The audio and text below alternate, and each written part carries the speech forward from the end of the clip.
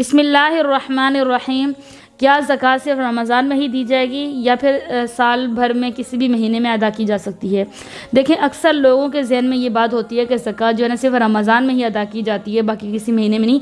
हालांकि ऐसी कोई बात नहीं है, रमज़ान में भी आप दे सकते हैं, इसमें कोई हर्ज नहीं है। लेकिन लोगों के यहाँ ये मखसूस हो चुका है कि सिर्फ ज़कात जो है वो रमज़ान में ही दी जाती है, हालांकि ऐसी कोई बात नहीं है।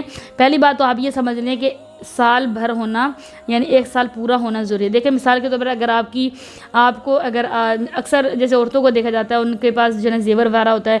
मिसाल के तौर पर अगर किसी की शादी जो है अगस्त में हुई है, तो आप देख लें अगस्त से लेकर अगस्त की कोई भी तारीख, जैसे 5 तारीख है, 6 तारीख है, 1 तारीख है अगस्त की, अगर फर्स्ट को ले लें, अगर किसी की अगस्त की फर्स्ट तारीख को अगर शादी हुई है और उसके पास उसका यानी जो है ना उसके माँ बाप ने उसको दिया है या फिर उसके शोहर की तरफ से उसको अगर जेवर वगैरह मिला है, तो देखें आप फर्स्ट से लेकर अगले साल के जो अगस्त की फर्स्ट तारीख है तब पूरा हो जाएगा साल। तो अब वो उस टाइम यानी अगस्त के महीने में वो ज़कात दे। उससे पहले भी दे सकता है कि उसको पता है कि मेरा जो है ना एडवांस में देना चाह रहा है तो एडवांस में भी दे सकता है। और अगर ज़्यादा देना, मिसाल अगर किसी का 30,000 बन रहा है, उसकी ज़कात बन रही है, तो वो अगर 40,000 देता भी कोई अगर कम नहीं दे सकता है, अगर बढ़ा के दे सकता है, एडवांस भी दे सकता है।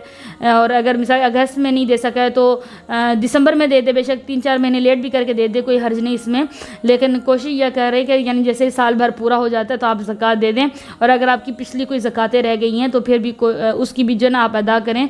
मिसाल के तौर पर अगर किसी की शादी को अगर 4 साल हो गए और उसके पास उसके जहेज़ की यानी वालिदैन की तरफ से जो जहेज़ में उसको अगर कोई जेवर मिला हुआ है या अक्सर शोहरों की तरफ से उसको अगर जेवर वगैरह मिला हुआ है और उसने शादी के बाद अभी तक उसने 3-4 साल 5 साल, अगर किसी के 6 साल गुजर गए और उसने अभी तक ज़कात अदा नहीं की है, तो वो उस साल की भी अदा करेगा। और जो पिछले वाले साल हैं, साल गुजर चुके हैं, उसकी भी वो ज़कात दोबारा से यानी 3-3 4-4 सालों की वो इकट्ठी ज़कात अदा कर दे। और दूसरी बात ये कि ज़रूरी नहीं है कि आप 4 साल इकट्ठी अगर आप देना चाह रहे हैं तो आप एक ही मरतबा यानी पूरा 6 लाख रुपए एक ही मरतबा किसी के हैंड ओवर कर दें, ये भी ज़रूरी नहीं है। आप थोड़ी थोड़ी करके दे। मिसाल के तौर पर अगर आप पहले 1 लाख रुपये दे दें, अगले महीने में दूसरा लाख दे दें, फिर तीसरे महीने में अगला जो है 1 लाख और दे दें, इस तरह करके भी आप पूरी कर सकते हो। और पूरी एकदम से पूरी करके भी अदा अगर आप करना चाहते हो तो कर सकते हैं। अगर पूरी नहीं अदा करना चाहते हैं, आधी करके यानी हर महीने में आप 30-30 40-40 हज़ार करके निकालना चाहते हैं अपनी ज़कात, तो तब भी कोई हर्ज नहीं, आप कर सकते हैं। और दूसरा कि ये भी कि ज़रूरी नहीं है कि आप एक ही बंदे के आगे जो है ना सारा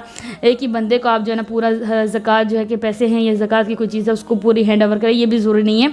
आप यानी मिसाल के तौर अगर आपका 3 लाख रुपये अगर आपका बन रहा है, यानी आपकी ज़कात अगर 3 लाख रुपए बन रही है, तो आप पूरी 3 लाख एक शख्स को भी दे सकते हैं और मुख्तलिफ लोगों को भी दे सकते हैं। यानी आप 1 लाख एक गरीब को दे दें, दूसरे जो है ना बंदे को दे दें, तीसरा लाख जो है वो तीसरे शख्स को दे दें, इस तरह करके भी दे सकते हैं। और एक बंदे को भी पूरी दे सकते हैं। लेकिन इस तरह के अगर बहुत शख्स मजबूर है तो फिर आप पूरी उसको दे दें, लेकिन हर बंदे को दे दें ताकि हर बंदा नफ़ा उठा सके। यानी अगर आप एक ही ज़कात एक बंदे को दे रहे हैं तो फिर आप इस तरह कर लें कि अगर उस बंदे को इतनी ज़रूरत नहीं है तो आप 3-4 बंदों में बांट दें ताकि सबका नफ़ा हो जाए।